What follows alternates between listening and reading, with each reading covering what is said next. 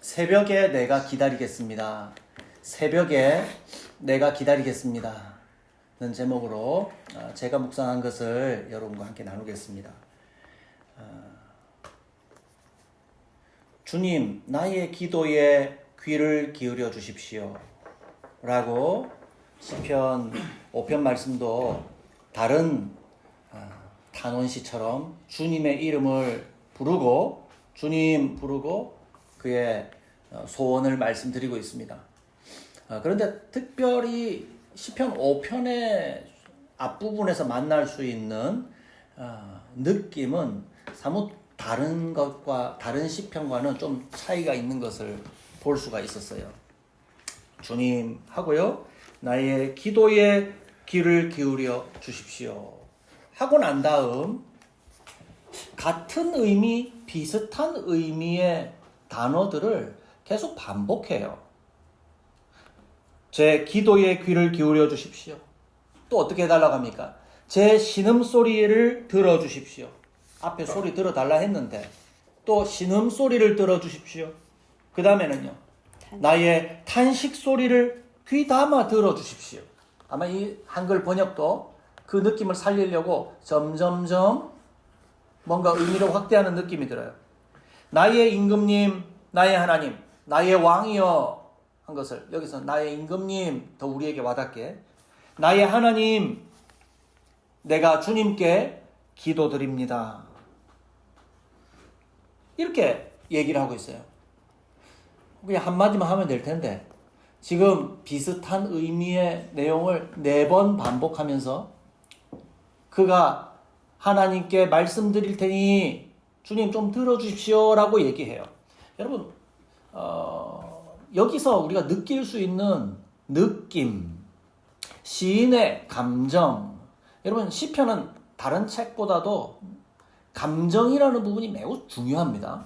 그래서 이 시를 짓는 시인의 감정은 뭘까? 생각해 봤어요. 여러분 뭘까요? 절박해요. 절박해요. 똑같은 의미가 반복되니까 제가 단어를 세밀하게 살펴봤어요. 살펴보니까 주님 나의 기도에 귀를 기울여 주십시오. 그냥 보통 말이죠. 예, 보통 말이고 여기서 기도라고 되어 있는 이 말은 실제 문자적으로는요. 그냥 제가 말씀드립니다 라고 하는 그냥 말이에요. 단순한 말이에요. 하나님 제가 말할 테니까 하나님 귀 기울여 들어주십시오. 그 다음에 표현이요. 뭐라고 합니까? 신음소리라고 해요. 그러면 신음소리로 표현할 수 있는 것은 약간의 느낌 정도죠. 이 사람 뭔가 불편한가 보다 하는 그런 거죠. 하는 신음소리. 세 번째는 탄식소리가 됐어요. 그것이 고통스러운 음을 구체적으로 표현하는 큰 소리가 됐습니다. 탄식하는 거예요. 울고 고통스럽다 외치는 거죠. 그리고 맨날 마지막에 말과 신음소리와 탄식소리가 결국 뭘로 바뀌어요? 내가 주님께 기도드립니다. 기도로 바뀌게 되는 겁니다. 여러분, 성도의 가장 성도다운 모습을 꼽자면요. 제가 성경 들었죠? 여러분 앞에 성경 다 들고 있죠? 성경 들고 기도하는 모습이에요. 성경 못 들고 있을 때는 조용히 눈을 감든지 손을 모으든지 또 말을 하든지 중얼거리든지 마음속으로 하든지 저 사람 가만히 있는 거 보니까 기도하는가 보다. 여러분 주변 사람들이 알고 있습니까? 가만히 있으면 아저씨 정신 차리세요. 돌아가십니다. 그래 깨웁니까? 아니면 저분 기도하시는가 보다 이렇게 생각합니까? 여러분 성도인 흔적을 성도인 증거를 주변 사람들에게 알려주고 있습니까? 저는 좀 그러지 못하는 것 같아요. 예. 알리면 좀 귀찮을까봐. 자꾸만 무슨 말을 걸어올까봐 하는 좀 좋지 않은 성격 때문에 네. 기도하는 티를 내지 않습니다. 그러나 성도된 가장 뚜렷한 증거는 우리는 성경을 항상 펼쳐놓고 볼 수는 없으니까 기도하는 것입니다. 틈만 나면 기도하는 것입니다. 그런데 기도하지 않는 사람들 중에서 물어보면 나 기도한다 이렇게 얘기하는 사람 많아요. 왜 지금 이렇게 절박한데 기도 안 하십니까? 야, 뭘 그렇게 자주 기도하니? 하나님께 다 맡겨놨으니까 나는 믿음이 크기 때문에 다 맡겨놨으니까 이제 그 문제는 기도 안 해도 괜찮다 이렇게 얘기하는 사람도 가끔 있어요. 여러분 그거에 대해서 어떻게 생각하십니까? 뭔가 옳지 않죠? 여러분 기도하는 사람들의 특징은요, 오늘 본문에서 이 기도하는 자가, 하나님께 외치는 자가 말씀드립니다. 제가 신음소리를 냅니다. 고통합니다. 주여 기도합니다. 라고 얘기하면서 절박하게 반복적으로 하나님께 매달리고 매달렸듯 절박하게 하나님을 계속 찾습니다. 여러분 그것이 기도하는 자의 특징이라는 거죠. 믿음 크기 때문에 한마디 해놓고 그냥 딴청 피우고 기도에 게으름을 부리고 있는 것은요, 그것은 하나의 핑계에 불과하고 그는 사실 기도하지 않는 거예요. 예. 뭐 점 찍듯이 기도했을 수는 있어요.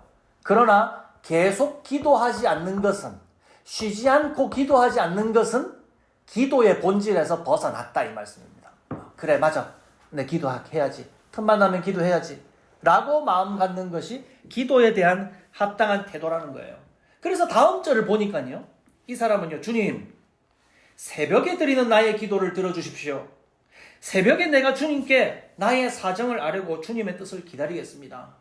이 사람은 왜 이렇게 믿음이 없나? 기도하고 외치고 했더니 또 잠을 조금 자는가 했더니 새벽에 또 일어나가지고, 동이 트는 새벽에 일어나가지고 하나님께 자기의 사정을 다시 말씀드리고, 하나님 다 알아들으셨을 텐데 또 말씀드리고 하나님의 뜻이 어떻게 되는가, 어떻게 하겠답니까? 기다려 보겠습니다. 기다려 봅니다. 네? 우리 개정판에는 기도하고 바라리다 이렇게 기록되어 있죠. 기다린다는 말입니다. 소망 가운데 기다린다는 말이에요. 새벽까지 나아갈 수 있는 이유는 뭘까요? 새벽까지. 이 새벽이라고 하는 본질은요, 아침 일찍 일어나야 하나님 기도 들으신다. 딱 해 뜰 때 있제, 그때 소원 빌어야 된다. 여러분 이건 미신입니다. 새벽에 하나님이 뭔가 좀 잘 들어주시는 거 알고 있나? 그때 하나님도 정신이 맑거든. 우리도 맑고 하나님도 맑으니까 그때 깨끗한 정신으로 하나님께 말씀드릴 때 그때 효험이 있다. 이런 쪽으로 가면은 이건 미신이에요. 그런데 시인이 새벽에 나아간 그 이유는요, 이 시인이 절박하고 절박하되 그 시간을 놓치지 않는 이유는 그가 때마다 기도하되 동틀 그때에도 기도할 만한, 기대하고 만족할 만한 일이 있었기 때문입니다. 새벽에까지 하나님 앞에 나아가서 기도한 자의 이유는요, 여러분 한번 물어보세요. 왜 새벽 기도하십니까? 그냥 좋아서 갑니다. 기도하기가 좋아서 그 시간에 새벽에 기도합니다. 하나님께 나아가는 그 시간이 좋거든요. 이렇게 얘기해요. 좋은데 같이 할래요? 저 혼자 매일 기도했는데 같이 모여서 기도할래요? 뭐 이렇게 된다 이 말이죠. 그런데 특별히 이 새벽에 기도한다는 사람이 왜 그런가? 왜 그런가? 하고 다음 절을 읽어봤어요. 새벽에 기도 응답을 기다리는 자의 마음이 왜 그런가? 4절 말씀을 보면요, 4절부터 7절로 이어집니다. 주님께서는 죄악을 좋아하시는 하나님이 아니십니다. 악인은 주님과 어울릴 수 없습니다. 교만한 자들 또한 감히 주님 앞에 나설 수 없습니다. 주님께서는 악한 일을 저지른 자를 누구든지 미워하시고 거짓말쟁이들을 멸망시키시고 싸움쟁이들과 사기꾼들을 몹시도 싫어합니다. 그러나 나는 주님의 크신 은혜를 힘입어 주님의 집으로 나아갑니다. 경외하는 마음으로 주님의 성전 바라보며 주님께 엎드립니다. 꿇어 엎드립니다. 기도하죠. 그 새벽 일찍까지 하나님 앞에 나아갈 수 있었던 것은 기도하는 자의 기대와 만족이지만 만족을 우리가 자주 쓰는 표현으로 바꾸면 그냥 좋은 거예요. 행복한 거예요. 예. 그 만족이 있었기 때문인데, 여러분 기도하는 사람은 뭘 기대합니까? 기도의 응답을 기대하죠. 그 기도의 응답을 기도하는 분명한 근거는요, 하나님의 계심과 그분의 성품이에요. 하나님의 성품을 보니까 내 기도에 분명히 응답하실 것을 알겠다라고 하는 증거를 다음 부분에서 노래하고 있는 거예요. 그런데 하나님의 성품을 보니까 먼저 아닌 것부터 나와요. 뭐가 아니래요? 안 좋아하시는 거. 죄악 안 좋아하신대요. 그리고 악인은 주님 앞에 있을 수가 없대요. 안 좋아하시니까 하나님 앞에 있게 안 하시겠죠? 교만한 것 나옵니다. 교만한 자들 또한 주님 앞에 있을 수 없습니다. 주님께서는 악한 일을 저지르는 자들을 누구든지 미워하시고 거짓말쟁이들은 어떻게 한다고요? 멸망시킨대요. 아니 무섭죠? 싸움쟁이들과 사기꾼들도 몹시 싫어하십니다. 라고 하나님의 성품에 대해서 얘기를 해요. 그러니까 죄인이 지금 기도하는 자가 간구하는 내용이 나중에 우리가 읽어보면 나오지만 간구하는 내용이 악인들 때문에 제가 고통하고 있습니다. 라고 하는 내용인데 하나님이 악인들을 싫어하고 결코 그 앞에 두지 않습니다. 거짓말하는 자들은 멸망시키시기까지 합니다. 싸움쟁이들과 사기꾼들을 내버려 두지 않으십니다. 그 앞에 두지 않으십니다. 이런 하나님의 성품을 분명히 알고 있으니까 시인은 하나님의 앞에 나아가는 것이 즐겁겠습니까? 안 즐겁겠습니까? 기도에 응답하시는구나. 그것이 언제인지 내가 정할 수는 없지만 하나님이 응답하시니 나는 하나님 앞에 나아갈 수 있다. 라고 하는 겁니다. 하나님의 성품을 알고 하나님께 나갔고요. 자, 또 두 번째 한번 보실래요? 7절에 보세요. 그러나 나는 주님의 크신 은혜를 힘입어 주님 앞에 나아갑니다. 여러분, 앞서 얘기했던 것과 7절에 시인이 말하는 내용과의 차이를 아시겠어요? 하나님이 어떤 자들은 앞에 두시지 않는다 했잖아요.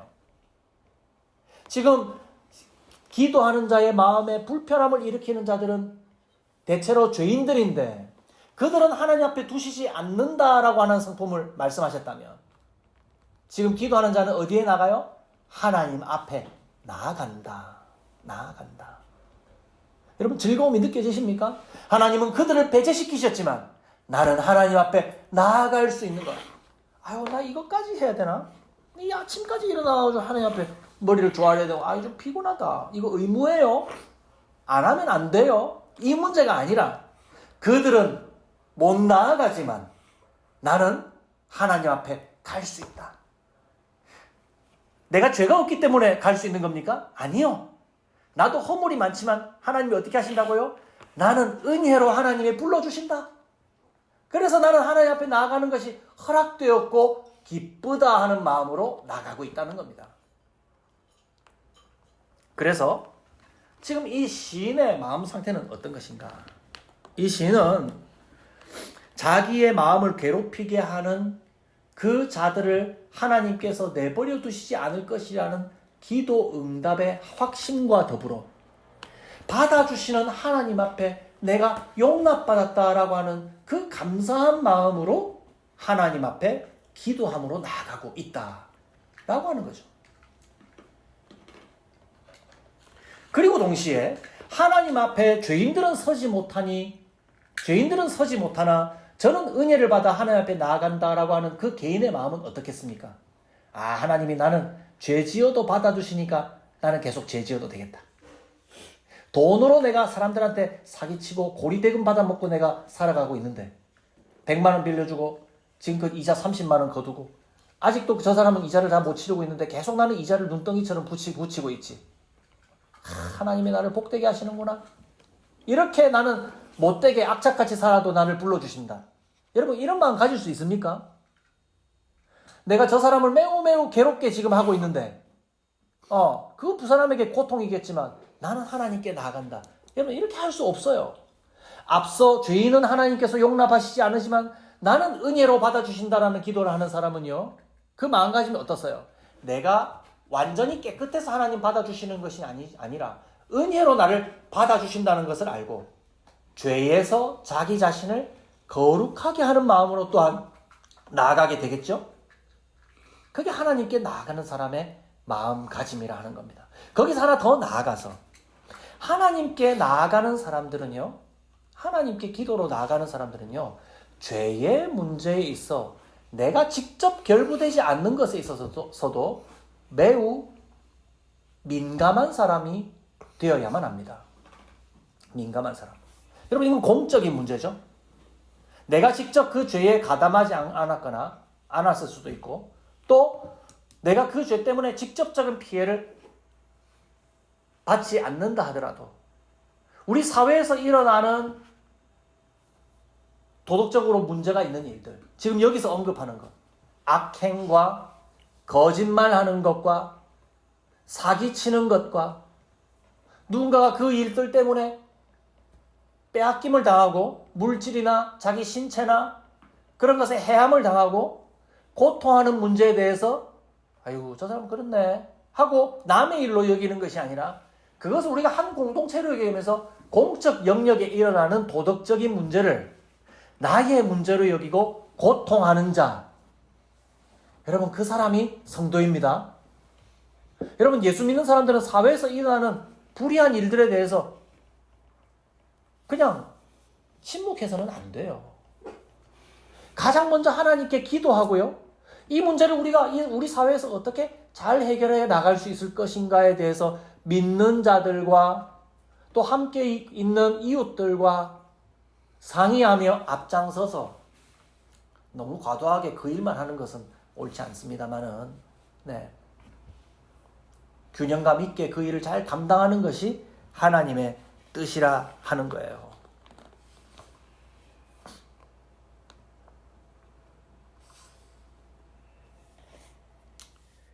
이 하나님의 성품과 불러주시는 하나님에 대한 만족과 감사함을 갖고 이제 이 시인은 8절에서 12절에 보면 자신의 기도를 구체적으로 드려요. 자, 이제 구체적으로 자기 기도가 나옵니다. 주님, 나를 대적하는 원수를 보시고 주님의 공의로 나를 인도하여 주십시오. 내 앞에 주님의 길을 환히 열어 주십시오. 여기서 원수라고 기록이 되어 있는데요. 이 원수라는 단어가 가지고 있는 문자적인 뜻은 계속 지켜보는 자입니다. 계속 지켜보는 자. 여러분, 못된 일을 하는 사람들의 특징은요, 자기가 못된 일을 저지를 기회를 엿보거나 못된 일을 저지른 것이 어떻게 되어가나 계속 지켜보고 있습니다. 왜요? 불안하기도 하고 그 잘못된 것의 열매를 거둬들이려고. 이것이 좀 잘 이루어진다 싶으면 또 거기에다가 나쁜 짓 더 하려고 계속 지켜보는 것이 원수이고 악한 자입니다. 그런데 그들이 뭘 했느냐? 자기에게 9절 말씀을 보세요.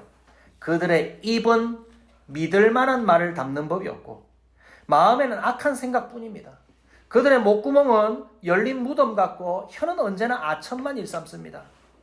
하나님, 그들을 정죄하셔서 제 꾀에 빠지게 하시고 그들이 저지른 많고 많은 허물을 보시고 그들을 주님 앞에서 쫓아내십시오. 그들은 주님을 거역하는 자들입니다. 라고 기록해요. 지금 이 시인을 고통스럽게 하는 주된 범죄가 뭡니까? 원수의 입으로부터 시작됩니다. 입을 통해서 일어나는 범죄를 이 시인은 매우 고통스러워하고 있는 거예요. 그 대표적으로 거짓말. 그래서 그 원수의 입에서 나오는 거짓말 때문에, 여러분, 거짓말의 속성은 어떤 건지 압니까? 참된 말을 하는 사람은 거짓말의 반대잖아요. 참된 말을 하는 사람들을 곤란하게 만들고 그들을 매우 어려운 곳에 봉착하게 만듭니다. 괜한 문제 삼는 자가 되게 만듭니다. 그리고 그들의 피해를 인정하지 않습니다. 여러분, 거짓말로 이익을 보는 자들은요, 그것이 습관이 되어서 이제는 틈만 나면 입을 열어서 참된 말을 하는 사람을 함정에 빠뜨리려고 합니다. 그래서 여기서 비유를 뭐라고 합니까? 그들의 입은 열린 무덤 같다. 바울은 로마서 3장에서 이 구절을 인용합니다. 그들의 입이 열린 무덤이 됐단 말이에요. 입이 거짓을 행함으로 그들에게 함정이 됩니다. 부드러운 말이라고 한다면 그들의 입에서 나오는 아첨뿐입니다. 그 아첨에 속아서는 안 됩니다.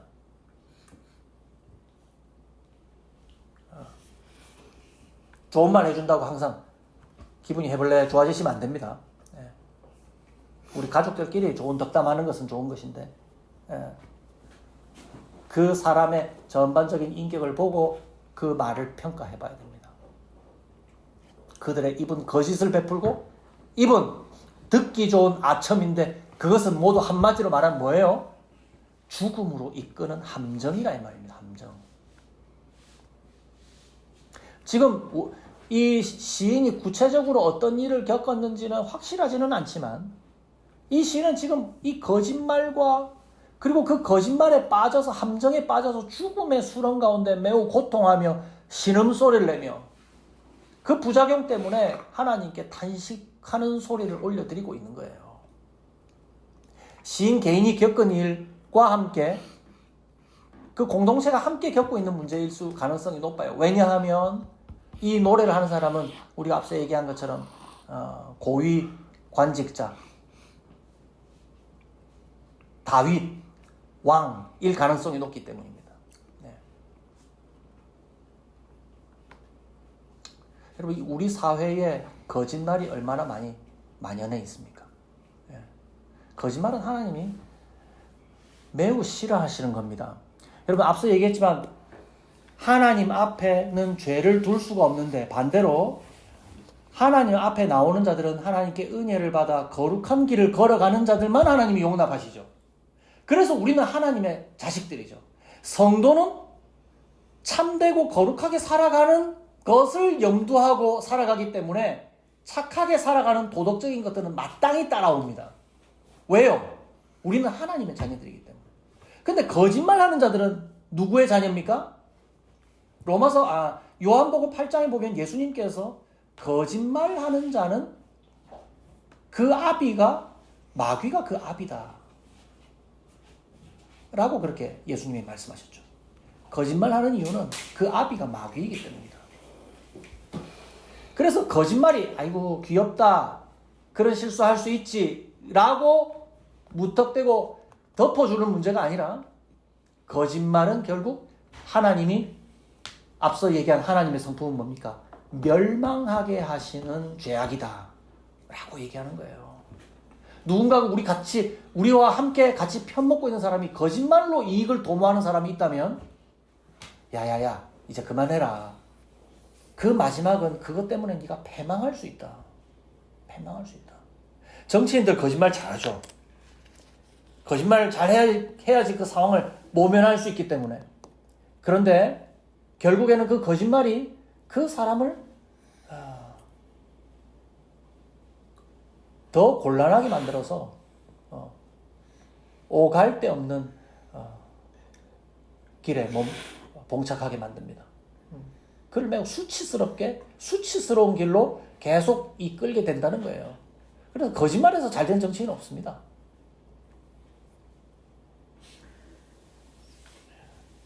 우리 사회에서도 친구들과의 관계도 그렇습니다. 이웃과의 관계에서도 여러분 곤란한 상황을 피하기 위해서 굳이 거짓말 하지 마십시오. 하나님 앞에 서 있는 성도로서 작은 죄에도 민감한 저와 여러분들 되시기를 바랍니다.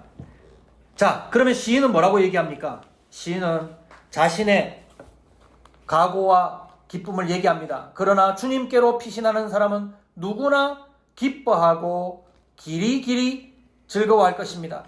주님을 사랑하는 사람들이 주님 앞에서 기쁨을 누리도록 주님께서 그들을 지켜주실 것입니다.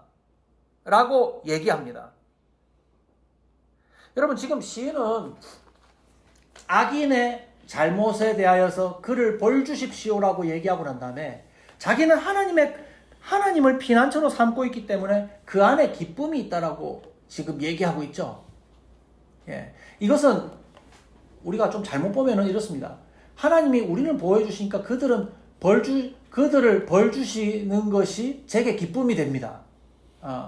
그들은 속히 벌 주시고 우리만 잘 살게 해 주십시오.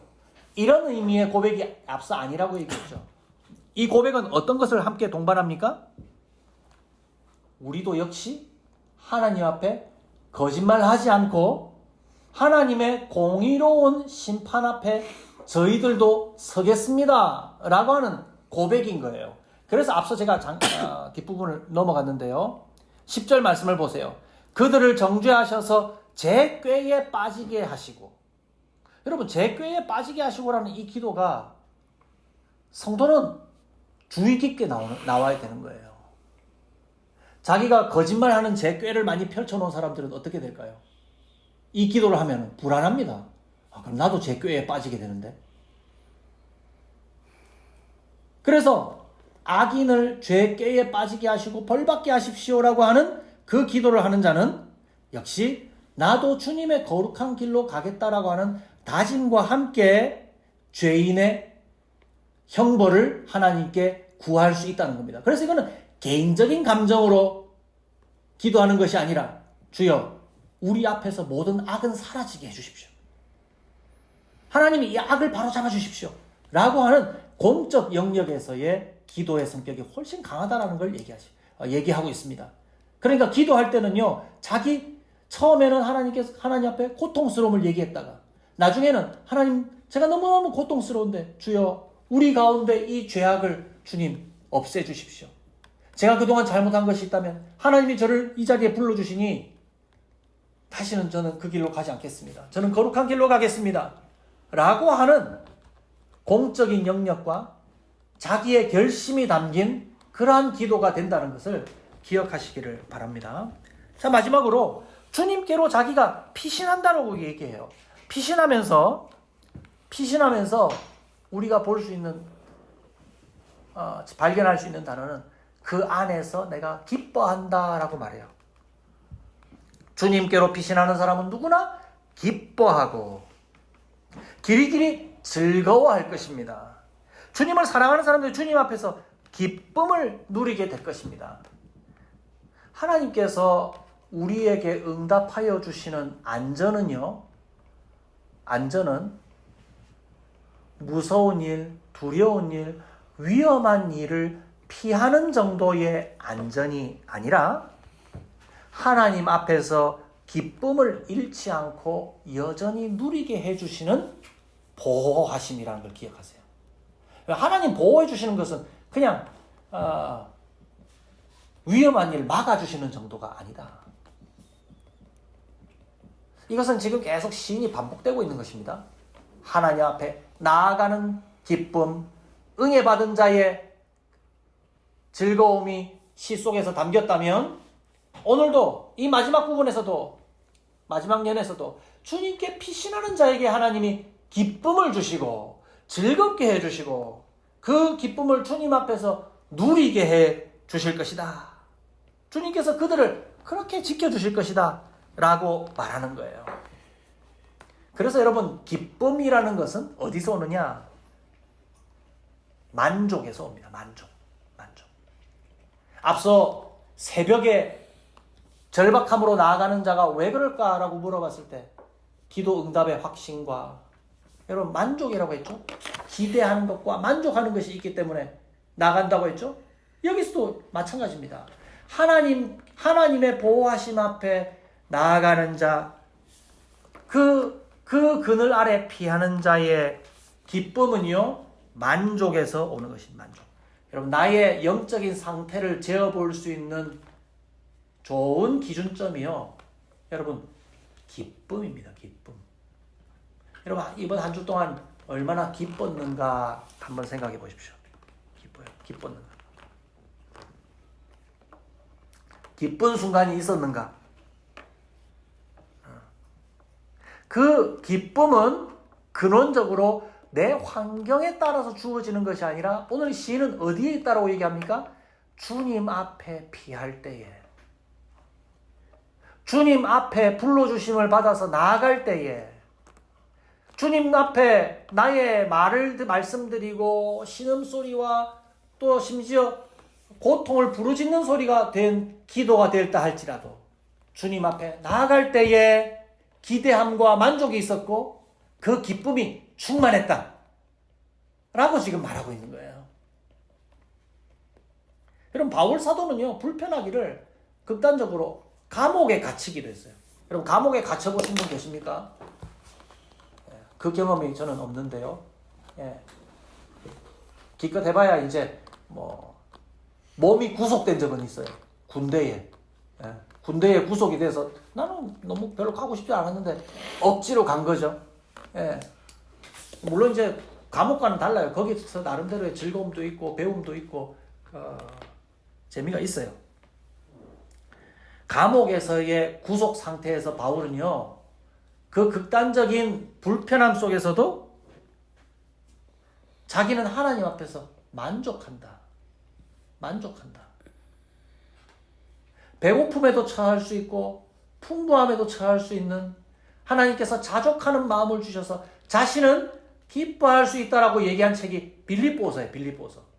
그래서 빌립보서를 살펴보면요. 바울은요. 기뻐한다고 하고 기뻐하라고 하고 기쁨이라는 단어가 그렇게 많이 나옵니다. 새벽에 일어나서 하나님의 응답을 기다린다는 시인은요. 그를 인도하시는 하나님께서 자기를 거룩한 길로 인도하신다는 것을 기뻐하였고 그 하나님을 깊이 만족하고 즐거워하였기 때문에 하나님 앞에 나갈 수가 있었습니다. 제가 예배를 시작하면서 시편 37편 4절부터 7절 말씀을 읽어드렸죠? 4, 5, 6절을 말씀 읽어드렸죠? 여호와를 기뻐하라. 그가 내 마음의 소원을 이루어 주시리로다. 내 길을 여호와께 맡기라. 그를 의지하면 그가 이루시고 내 의를 빛같이 나타내시며 내 공의를 정오의 빛같이 하시리로다. 라고 기록합니다. 우리의 기뻐함의 이유는 근원적으로 하나님께 있는 것입니다. 하나님께 있는 것입니다. 성도는 기뻐할 수밖에 없습니다. 그리고 그 기대와 만족이 하나님께 있기 때문에 쉼없이 하나님 앞에 나아가서 매달릴 때에 우리에게서 빼앗아가지 못하는 기쁨이 그 앞에 있다는 것을 기억하시길 바랍니다. 말씀을 맺습니다. 성도의 절박함은 단순한 신음과 고통 소리에 머물면서 아프다 힘들어 죽겠다로 끝난 것이 아니라 그 절박함을 갖고 어디에 나갔습니까? 기도의 자리로 나갔습니다. 악인들은 감히 그 자리를 얻지 못한다고 시인은 말했습니다.